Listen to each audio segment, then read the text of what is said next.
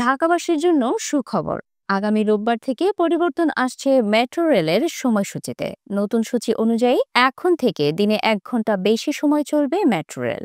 Metro rail পরিচালনাকারী প্রতিষ্ঠান Dhaka mass rapid transit company limited DMTCL জানিয়েছে, নতুন সময়সূচিতে ট্রেন চলাচল শুরু হবে আধ ঘন্টা আগে আর শেষ হবে আধ ঘন্টা পরে।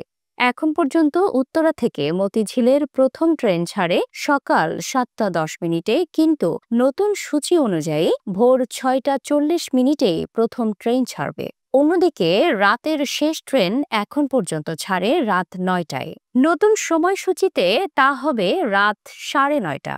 এছাড়া মতিঝিল থেকে উত্তরাগামী প্রথম ট্রেন ছাড়বে সকাল 7টায় আর শেষ ট্রেন ছাড়বে রাত 10টা 10 মিনিটে। অর্থাৎ এখন যাত্রীরা রাত 11:45 পর্যন্ত মেট্রো রেল সেবা পাবেন। শুক্রবারের সময়েও আসছে পরিবর্তন।